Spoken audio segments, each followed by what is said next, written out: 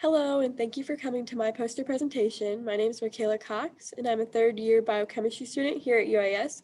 Recently, I've had the opportunity to work as a research assistant for Drs. Kevin and Erin Hascup at SIU School of Medicine here in Springfield. And today, I will be sharing with you some of the research I've had the opportunity to participate in. Here's my poster titled Riluzole Attenuates Glutamate and Cognitive Decline in an Alzheimer's Mouse Model. Alzheimer's disease is extremely prevalent worldwide with no current therapies to modify disease outcome prior to the onset of symptoms. Previous research in our lab has demonstrated that the neurotransmitter glutamate plays a role in disease progression. Glutamatergic excitotoxicity has been shown to occur in Alzheimer's disease prior to plaque deposition and clinical symptoms. Treatment prior to plaque deposition and clinical symptoms could potentially benefit long-term cognition. In our study, riluzole was utilized prodromally. Riluzole is the first approved treatment for amyotrophic lateral sclerosis, commonly known as ALS.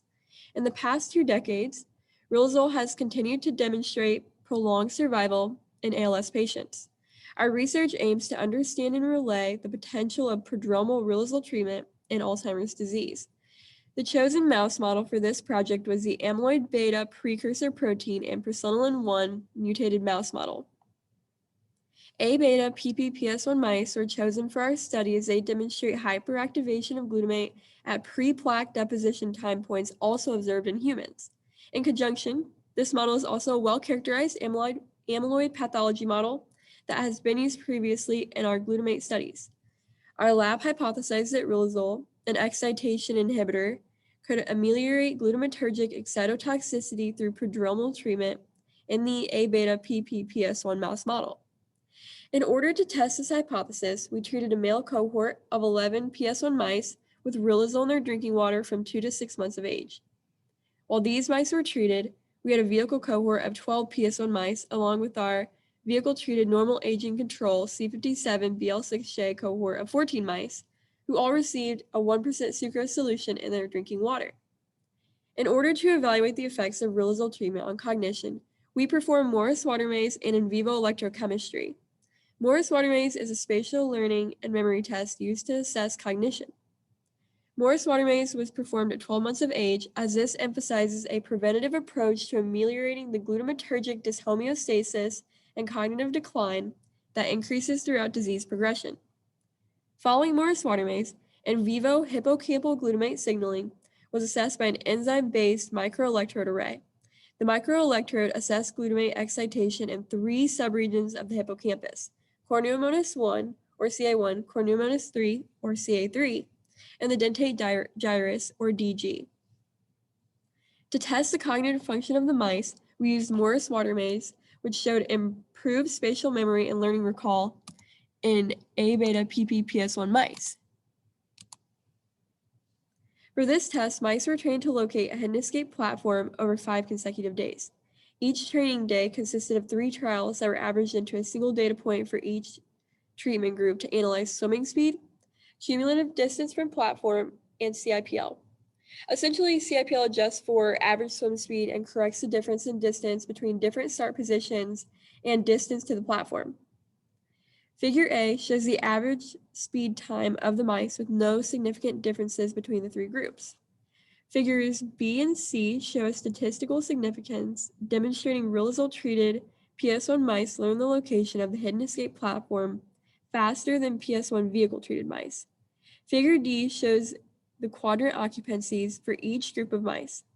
The C57 control vehicle and PS1 riluzole mice were shown to have a statistically significant selective search for the target quadrant compared to the other quadrants for the former location of the hidden escape platform. Figure E represents the number of annulus 40 entries per mouse in each group. The annulus 40 is the immediate area surrounding the platform. PS1 vehicle mice entered the annulus 40 fewer times compared to our C57 control vehicle and PS1 riluzole mice. Figure F demonstrates the representative track plots from paths of the mice during the trials. The data from the Morris-Water maze trials showed that riluzole improves spatial learning and memory recall. In order to test glutamate dynamics of the mice, enzyme-based microelectrodes were used in the CA1, CA3, and DG of the hippocampus in each mouse of each cohort. Figure A shows representative traces of basal glutamate and stimulus evoked glutamate after a 70 millimolar KCl stimulation.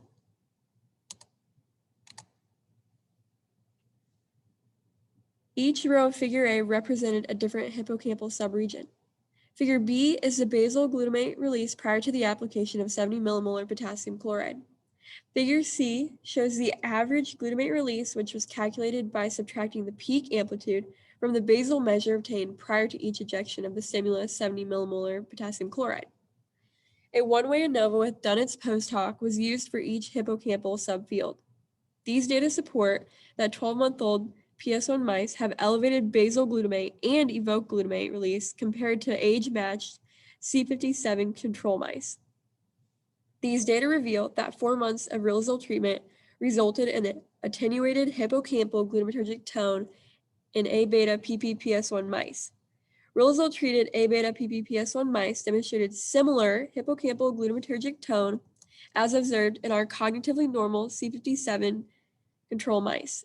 The overall data supports the hypotheses that riluzole restores glutamate dynamics as well as spatial learning and memory recall in A-beta PPPS1 mice. Therefore, riluzole may present as a possible preventative therapy for glutamate modulation in Alzheimer's disease for the A-beta PPPS1 mouse model. In the future, we hope to understand how riluzole impacts female transgenic mice as well as the knock-in model of Alzheimer's disease. Thank you for coming to my poster presentation.